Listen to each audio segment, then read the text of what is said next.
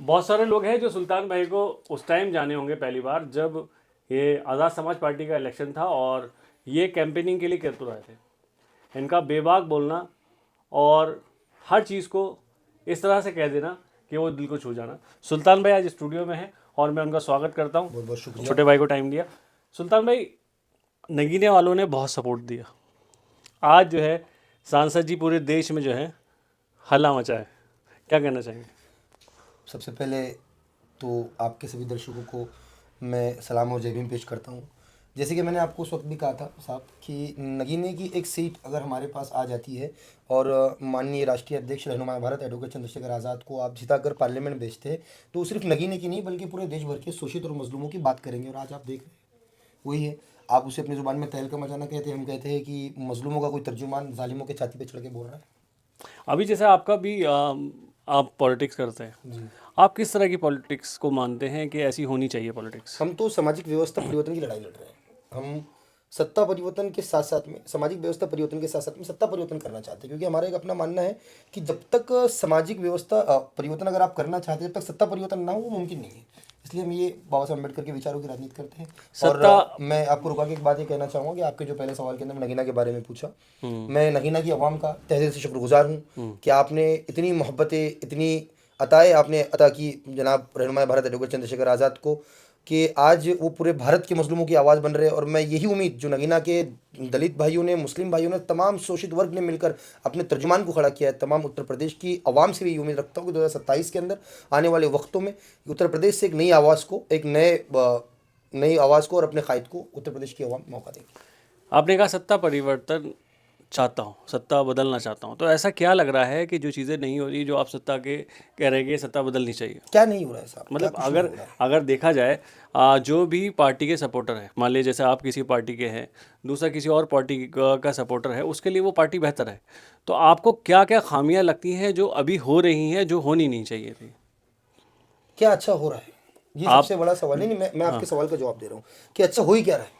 सबसे बड़ा अगर मसला देखा जाए तो मैं खुले तौर पे कहने का आदी और खुले तौर पे कहता हूँ, भारतीय जनता पार्टी की सरकार जो है, इससे पहले भी जो दीगर पार्टीज़ की यानी कांग्रेस की सरकार हो या समाजवादी पार्टी की सरकार हो, गरीबों को, दलितों को, वंचितों को, शोषितों को, मुसलमानों को सिवाय प्रताड़ित करने के, सिवाय जुल्म करने के, शोषण करने के इन लोगों ने किया ही क्या है। इन लोगों ने हमेशा महापुरुषों की विचारधारा को, मुल्क अजीज़ की तहजीब से ख़त्म करने का काम किया है। इन लोगों ने मुसलमानों को हाशिए पर लाकर खड़ा कर दिया, चाहे वो किसी पार्टी की सरकार हो। तो अब हम चाहते हैं कि सत्ता परिवर्तन भी हो, और सत्ता परिवर्तन जब होगा तभी व्यवस्था परिवर्तन होगा। और हमारे हम पे इसका एक बड़ा आसान सा रास्ता है जिसमें मुल्क अजीज़ की तारीख में जो हमें मिलता है, दलित और मुस्लिम इत्यादि ही इक़्तिदार की कुंजी है। हम इस नारे के साथ चल रहे हैं।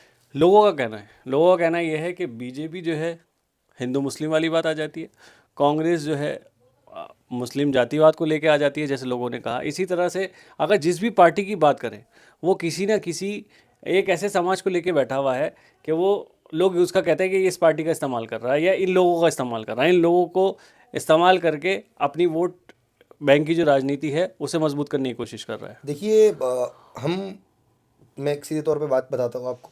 पूरे भारत के अंदर जहाँ भी जुल्म हुआ, बगैर जाति धर्म देखे अगर कोई खड़े रहने वाला शख्स है तो वो मेरे रहनुमा भारत है। चाहे मामला पहलवान बीटियों का हो, चाहे मामला हाथरस का हो, चाहे मामला गुजरात का हो, चाहे मामला CNRC का हो, चाहे गुजरों की लड़ाई हो, चाहे पाल समाज की लड़ाई हो, हर वक्त रहनुमा भारत एडवोकेट चंद्रशेखर आज़ाद आगे बढ़कर आए, उन्होंने लड़ाई लड़ी है। तो हम तो यानी मजलूम की जात नहीं देखते, हम देखते हैं कि जुल्म किस पे हो रहा है और उसके एतबार से उसकी मदद करते हैं, उसकी ढाल बन के खड़े रहने का काम करते हैं। अगर मैं पार्टी की आपकी बात करूं, जो पार्टी को लेके चले थे कुछ लोग, कुछ युवा लेके चले थे, जिन्होंने जब उस टाइम खड़े थे जब कोई पार्टी को नहीं जानता था। अब क्या हुआ, जो पैसे वाले लोग हैं, जो जिन पैसे से गाड़ियों से मजबूत हैं, वो आगे नज़र आते हैं। और जो ये युवा जो सबसे पहले खड़े हुए थे, जो उस महफिल में थे जब कोई नहीं था, वो कहीं पीछे नज़र आते हैं। ऐसा नहीं है, आपने गौर से देखा नहीं होगा। मैं आपके किरतपुर की अगर बात करूं तो कई ऐसे युवा नौजवान साथी हैं जो मेरे साथ में शुरुआती वक्त में काम कर रहे थे। आज भी वो माननीय राष्ट्रीय अध्यक्ष जी के उतने ही करीब है, आज भी उन्हें मंच दिया जाता है, आज भी उन्हें साथ में बिठाया जाता है। आप मेरी अपनी बात ले लीजिए, मैं एक अदना से कॉलेज का एक छोटा सा स्टूडेंट लीडर था। मैं उस वक्त भी माननीय राष्ट्रीय अध्यक्ष के साथ काम करता था और आज भी मैं उन्हीं के बाजू में बैठता हूँ, उन्हीं के साथ काम करता हूँ। तो ऐसा नहीं है, ये इल्ज़ामात जो है ये विपक्ष की तरफ से लगाए जाते हैं हमें आपस में इंतशार पैदा करने के लिए। लेकिन वो लोग ये बात याद रखें कि हम चंद्रशेखर आज़ाद के सिपाही हैं, हम चंद्रशेखर आज़ाद के भाई हैं। ये हमारा आज़ाद समाज पार्टी सिर्फ एक पॉलिटिकल पार्टी नहीं है, हमारा घर है, हमारा परिवार है, और हम परिवार की तरह थे, है और पूरी ज़िंदगी रहे। अगर जैसे आप आए अब यहाँ पे देखा होगा आपने, तो लोग विपक्ष दल जो है ये चर्चा कर रहा है कि जब से सांसद जी आए तो करा क्या है। जी। कौन से मुद्दे ऐसे हैं जो नगीने के उठाए उन्होंने? मैं ये सवाल किसी और से भी कर सकता था, मगर जितना राजनीति आप जानते हैं, जितना बात करना आप जानते हैं, हो सकता है जो युवा जो अभी आया है पार्टी में, वो इस बात का जवाब ना दे पाता। आप मुझे एक बात बताइए, इस पर मैं आपको एक सवाल करता हूँ। जी। इससे जो भी सांसद आपके रहे होंगे, आप पत्रकारिता करते हैं, आप समाज में घूमते हैं, आप फील्ड पर है, आपने कोई ऐसा सांसद देखा जो गुलदार की खतरे के लिए रात भर जंगल के अंदर मुकाम करके गुलदार को ढूंढे? देखा इससे पहले? ये विपक्ष का सवाल जी। है, ये मेरा सवाल नहीं। नहीं, मैंने आपसे कहा कि विपक्ष ने कहा कि सांसद जी जब से जीते, जब से नजर नहीं आए। ये मैंने नहीं कहा। मैं ये कह रहा हूँ कि उन्होंने ये वाली बात कही कि क्या किया। जैसे समाजवादी वाले भी कह रहे हैं कि अब ज़मीनी स्तर पे वो क्या काम कर रहे हैं। ज़मीनी स्तर पे अब मान लो, अगर मैं छोटी सी बात करूँ कि अभी SIR के फॉर्म चल रहे थे। SIR में कुछ जो नेता हैं उनका प्रचार चला कि हम यहाँ पे भी करवा रहे हैं, हम यहाँ पे करवा रहे हैं। आपको लगा कि कहीं पीछे रह गई? बिल्कुल नहीं, हम लोग हर तरीके से काम कर रहे हैं, जनता के बीच में है। आपको अगर कभी देखना हो तो मैं आपको दावत देना चाहता हूँ कि धामपुर के अंदर जो सांसद जी का जो घर है, जहाँ पर वो ऑफिस जो कार्यालय है जहाँ वो बैठते हैं, वहाँ पर आप आइए। मैं अभी 2 दिन से उन्हीं के साथ था। सुबह 7 बजे से लोग आना शुरू हो जाते हैं। कल की बात ले लीजिए, कल हम नजीबाबाद में जो खारी साहब का हादसे के अंदर इंतकाल हुआ है, आपके चैनल के माध्यम से भी उनके परिवार को भी ताज़ियत देता हूँ। और वो एक मिल्लत की कौम की एक बड़ी शख्सियत थी, अल्लाह उनका नियामुल बदल भी हमें अता फरमाए। उनकी यहाँ से जब उनके परिवार से मिलके माननीय राष्ट्रीय अध्यक्ष रहनुमाए भारत एडवोकेट चंद्रशेखर आज़ाद ने ताज़ियत पेश की, उसके बाद हम लोग तकरीबन 2 से 2:30 बजे धामपुर पहुँचे। ये मैं अपनी आंखों देखी बता रहा हूँ, और आप यकीन रखिए मैं कभी झूठ नहीं बोलता हूँ, चाहे आप भी मेरे मिजाज को जानते हैं।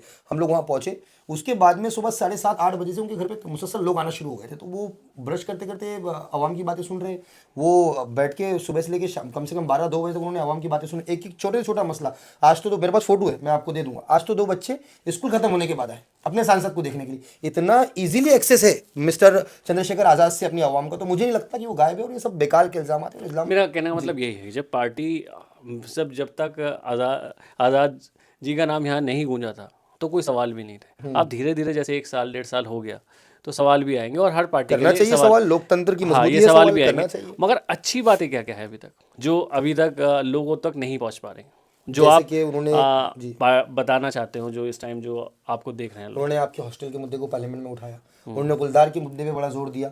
गुलदार से कई मजलूम गरीब हमारे नगीना के क्षेत्र के जो हमारे लोग हैं, हमारे भाई, हमारा परिवार है, उन पर गुलदार के अचानक हमले, तमाम चीज़ों को उन्होंने बताया। फिर आपने देखा एक वीडियो बड़ी वायरल हुई सड़क वाली, अधिकारियों की परेड करवा दी। अरे साहब, ऐसा नेता कहाँ मिलेगा जी? और ये नगीना के लोगों के वोटों की वजह से हम पे ताकत आई है। और अगर उत्तर प्रदेश भी ऐसा भरोसा दिखा दे, जब हम सरकार में आ जाए, फिर देखिए हम क्या क्या करते हैं। अभी तो हम कर ही रहे हैं, हम जो बन पाता है और जो नहीं बन पाता उससे ज़्यादा सांसद जी करते हैं। अभी परसों में एक कार्यक्रम में था, वहाँ हैंडीकैप लोगों को चेयर बांटी गई। उन्होंने वो स्टील जो कंपनी है उनसे जाके रिक्वेस्ट की और वो फंड लेकर आया और गरीब और कमज़ोर लोगों तक पहुंचाया। सिर्फ वो एक चेयर नहीं थी साहब, वो उन अपंग लोगों के लिए, उन अपाइश लोगों के लिए जो कुदरत से मजबूर है, उन्हें खुद मुख्तार बनाने की तरफ एक बहुत बड़ी सांसद जी की एक पहल थी। तो मैं इसे एक अच्छा काम मानता हूँ। अच्छा, अभी जैसे युवा हैं जी, और वो उन्हें महसूस ये हो रहा है कि वो दरी बिछाने वाले होंगे। लोगों ने किसी पार्टी से जुड़ने को ऐसा मान लिया कि वो किसी पार्टी में जाएंगे तो लोग उन्हें कहेंगे कि भाई तो अब इस पार्टी के दरी बिछा रहा है। तो अगर कोई युवा राजनीति से दूर हो रहा है सिर्फ ये दरी बिछाने वाली लाइन से, तो उन युवाओं के लिए क्या कहना चाहेंगे?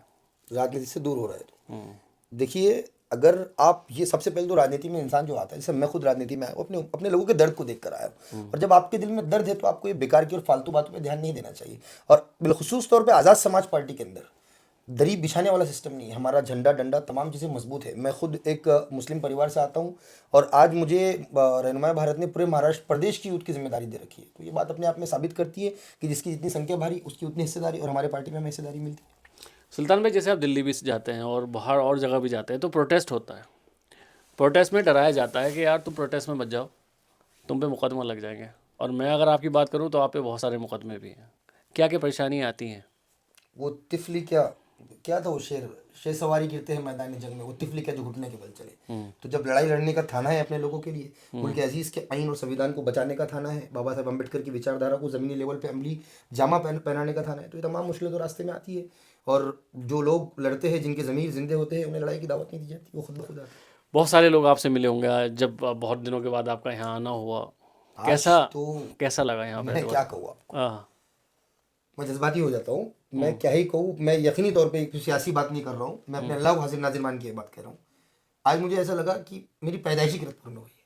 हर घर के अंदर खाने की दावतें, दोस्तों का, भाइयों का मिलना, एक अलग ही माहौल था। मैं अपनी बातों में उसको ये नहीं कर पा रहा हूँ। आपके साथ एक छोटा भाई है मेरा, साद मिर्ज़ा करके है। जी जी जी। वो आपका फ़ैन भी है और लगातार चंद्रशेखर साहब के साथ वो लगा भी रहता है, और युवा है। बहुत मुखलिस आदमी है, अच्छा वकील है। मेरी बहुत सारी शुभकामनाएं हैं कि अल्लाह उसके मुस्तकबिल को रोशन करे। और ऐसे तमाम जो किरतपुर के भाई हैं जो मोहब्बत करते हैं, तमाम का शुक्रिया। नहीं, मुझे कहीं पीछे लगता है, नज़र आता हुआ। बिल्कुल नहीं, मेरी उससे भी थोड़ी देर पहले ही बात हुई उस विषय पे। बिल्कुल भी वो कहीं पीछे नहीं है, वक्त के साथ सियासत को सीख रहा है और सियासत में बढ़ रहा है, और इंशाल्लाह उसको अपने मकाम पे पहुंचेगा। कुछ लोग हैं ना जो मजबूत हैं, जी। अब वो मजबूत नहीं है, हम्म। ऐसा तो नहीं है? ऐसा बिल्कुल नहीं, ऐसा बिल्कुल नहीं है। हम पे देखिए, हमारे जो राष्ट्रीय अध्यक्ष है, सबसे पहली बात, आपने कभी उनका घर देखा? जाना नहीं हो पाया, जाऊंगा किसी दिन। जरूर चलना मेरे साथ, मैं आपको बताऊंगा राष्ट्रीय अध्यक्ष जी का घर। उनकी यहाँ धामपुर का घर तो देखा होगा। नहीं, वहाँ पे भी जाना नहीं हुआ। एक सांसद की जिंदगी कितनी कितनी साधारण है, जबकि उन पे तो ना पैसा है, ना उन पे कोई दौलत है, ना कोई बड़ी हवेली है, ना उन पे कोई बड़ा एक लेगेसी है कि खानदानी भाई मिनिस्टर के बेटे रहे हो, मुख्यमंत्री के बेटे रहे हो। उन्होंने अपने विचारों पे, अपने महापुरुषों के विचारों पे कदम रख के चलते रहे, संघर्ष करते रहे। आज देखिए अल्लाह ने एक मकाम अता किया। तो ये सियासत ही साध हो या तमाम लोग अगर मेहनत करेंगे अपने कौम मिल्लत के लिए, अपने लोगों के लिए, महापुरुषों की विचारधारा के लिए, तो एक ना एक दिन वो मंजिल पे जानी है और मंजिल उन्हें मिलनी है। 2027 को लेके क्या है?